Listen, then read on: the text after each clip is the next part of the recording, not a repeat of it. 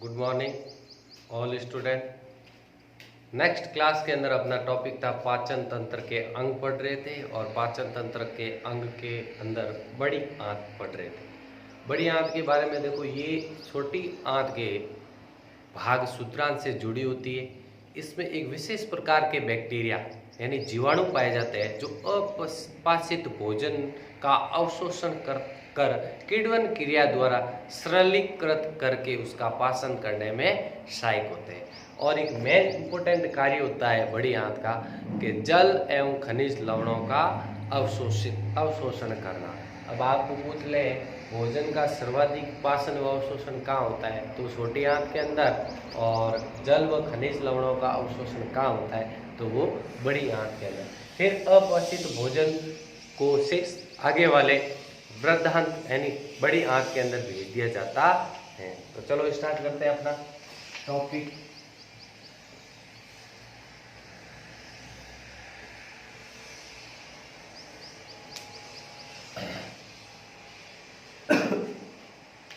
हमारा टॉपिक था बड़ी आंत।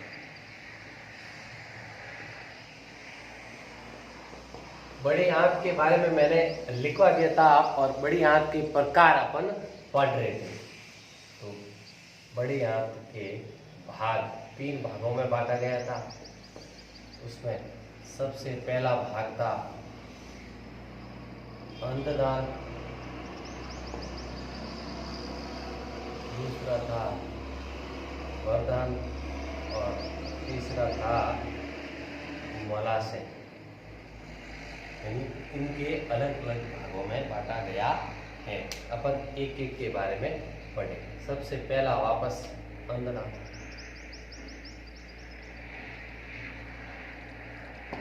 देखो अंदना यानी ये छोटी आंत के क्षुद्रांत भाग से जुड़ी रहती है। तो लिख सकते हैं ये छोटी आंत के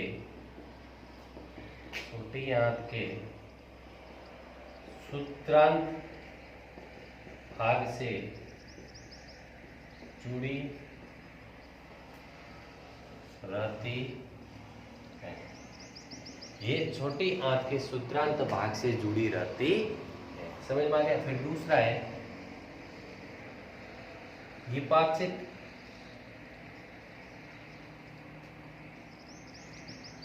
आर रस का ये सूत्रांत है ना, सॉरी, ये सूत्रांत के पाचित आहार रस का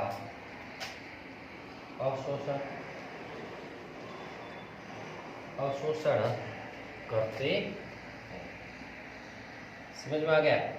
यानी ये छोटी आंत के सूत्रांत भाग से जुड़ी रहती है और ये सूत्रांत के पाचित आहार रस का क्या कर लेते हैं, अवशोषण करते हैं। और शेष बसे पचित भोजन को आगे वाला भाग यानी वर्त्रांत में भेज देती है। यानी आगे वाले भाग के अंदर भेज देती है। समझ में आ गया। ये छोटी आंत के क्षुद्रांत भाग से जुड़ी रहती है। ये क्षुद्रांत के पाचित रस का अवशोषण करती है और शेष बचे पचित भोजन को आगे वृद्धांत के अंदर भेज दिया जाता है। फिर देखो एक तीसरा पॉइंट है अंतनाल के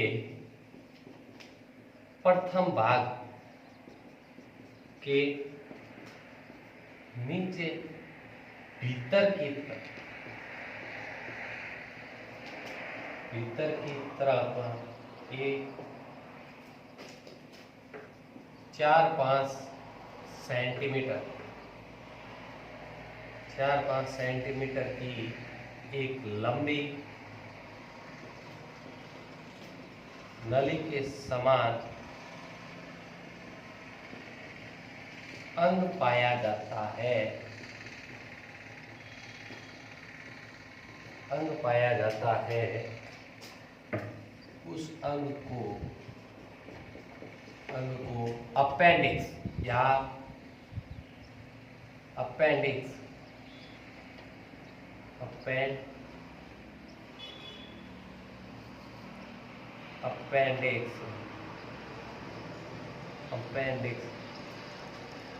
जिसे कर्मी रूपी परिशेषिका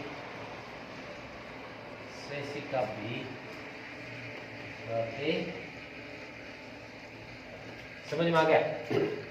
यानी देखो, वापस देखो, अंधनाल यानी ये छोटी आंत के सूत्रांत भाग से जुड़ी रहती है। ये सूत्रांत के पास से आहार रस का अवशोषण करते हैं और शेष बचे पचित भोजन को आगे वर्दांत के अंदर भेज दिया जाता है, आगे वाले भाग के अंदर। फिर अंधनाल के प्रथम भाग नीचे भीतर की तरफ 4 से 5 सेंटीमीटर की एक लंबी नली के समान एक अंग पाया जाता है। उस अंग को अपेंडिक्स या कर्मी रूपी परिशेषिका कहते हैं। इसका कुछ नहीं है, मानव जीवन के अंदर ये एक अवशेषीय अंग है। यानी अपेंडिक्स बोलते हैं ना, अपेंडिक्स का सीजर ऑपरेशन हुआ है तो उसका अवशेषी अंग के रूप में, जैसे आंख के अंदर निमिषक पटल अवशेषी अंग पाई जाती है, उसी तरह गर्मी रूपी परिशेषिका अपेंडिक्स मानव के अवशेषी अंग पाया जाता है। इसका कार्य कुछ नहीं। तो अपन नोट लिख सकते हैं। नोट, एक नोट लिख रहा हूं, आपको याद रखना। कभी कभार पूछ लेते हैं कि पाचन तंत्र के अंदर कौन से भाग में तथा उस अंग का क्या नाम है जो अवशेषी अंग पाया जाता है मनुष्य के अंदर। तो कर्मी रूपी परिशेषिका, यानी जिसे इंग्लिश में बोलते हैं अपेंडिक्स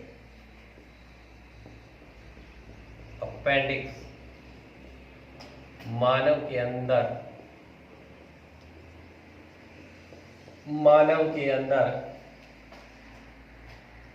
अवशेषी अंग के रूप में पाई जाती है। यानी मानव के अंदर अवशेषी अंग के रूप में पाई जाती है। अब ये नोट कर लो। फिर अपना अगला वाला भाग वृद्धअंग, कोलन, ठीक है।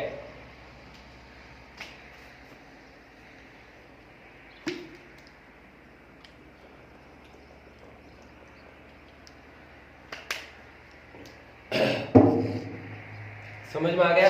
नेक्स्ट चलते हैं दूसरा भाग बड़ी आंत का, मुद्रा।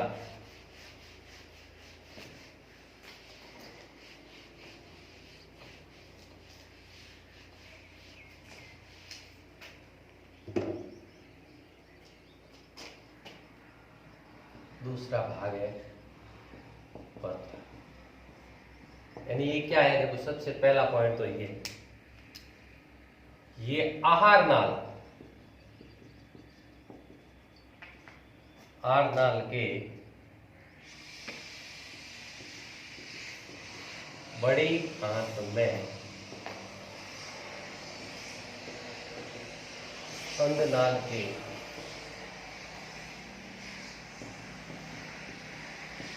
आगे वाला भाग पाया जाता है, जिसकी संरचना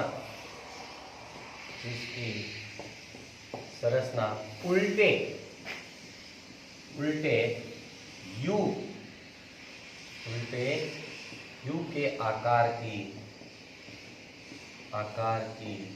1.3 मीटर लंबी लगभग संरचना होती है। समझ में आ गया? ये आहार नाल के बड़ी आंत के अंदर नाल के आगे वाला भाग पाया जाता है, जिसकी संरचना उल्टे, है ना। आपको पूछ ले संरचना कैसी होती है? उल्टे यू के आकार की लगभग 1.3 मीटर लगभग संरचना पाई जाती है। अब देखो, वृद्धअंग को 4 भागों में बांटा गया है। 4 भाग। अब वो 4 भाग कौन कौन से, तो देखो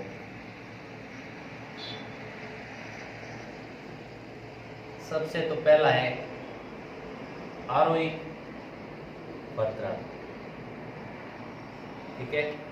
फिर दूसरा है अवरोही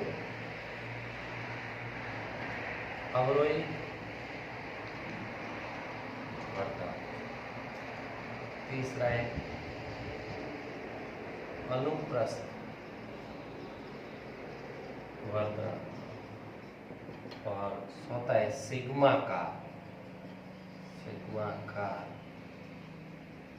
वक्रांत।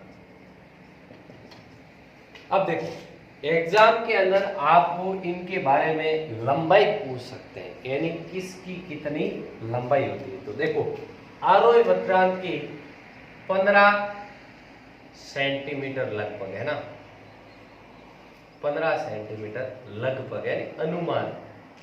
और अवरोही की 25 सेंटीमीटर और अनुप्रस्थ की 50 सेंटीमीटर और सिग्माकार की 40 सेंटीमीटर।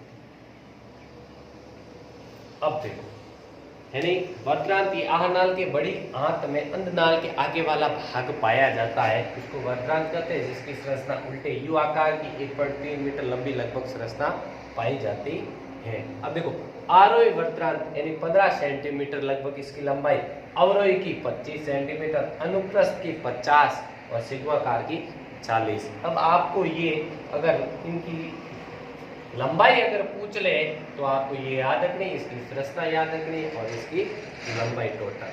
तो समझ में आ गया, नोट कर सकते हो। फिर अपना लास्ट अंग है पाचन तंत्र का आहारनाल, पाचन तंत्र के आहारनाल का मलाशय यानी अंतिम भाग बोला जाता है, जिसकी लंबाई 20 सेंटीमीटर होती है। और मलाशय की अंतिम 1.3 सेंटीमीटर वाला भाग यानी 3 सेंटीमीटर के पीछे वाला भाग क्या कहलाता है, सॉरी 1.3 नहीं बल्कि 3 सेंटीमीटर वाला भाग गुदानाल कहलाता है, जो आहारनाल का अंतिम भाग पाया जाता है।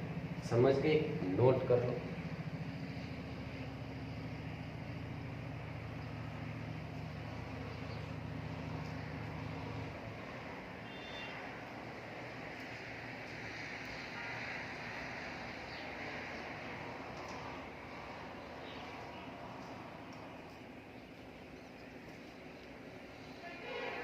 नेक्स्ट चलते हैं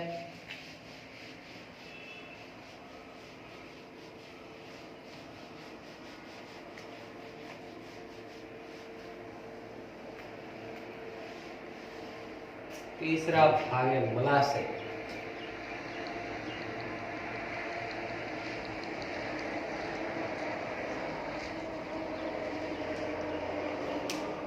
देखो सबसे पहला ये आहारनाल का,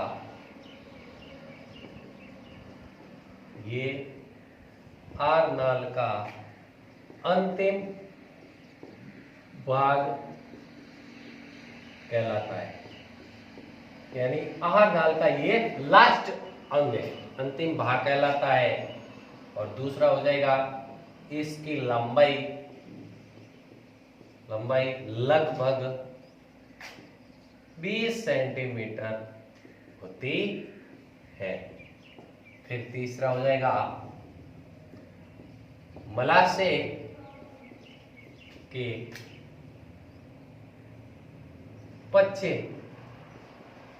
पीछे वाले भाग के 3 सेंटीमीटर भाग को गुदानाल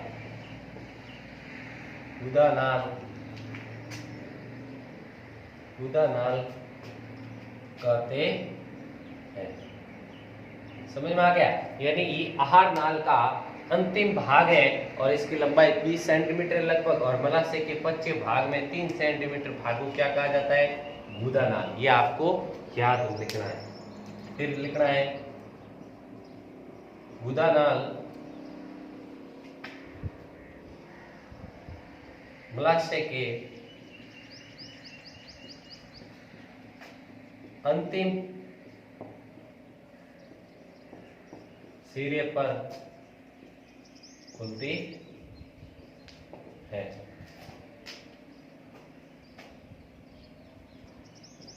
फिर लास्ट पॉइंट है अपना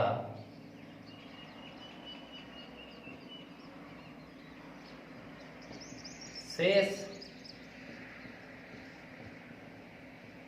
अपशिष्ट पदार्थों को बाहर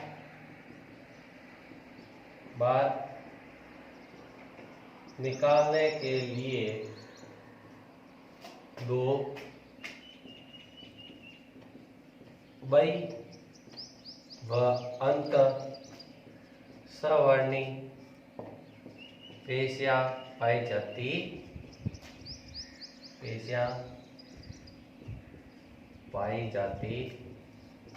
है जो इसको नियंत्रित करती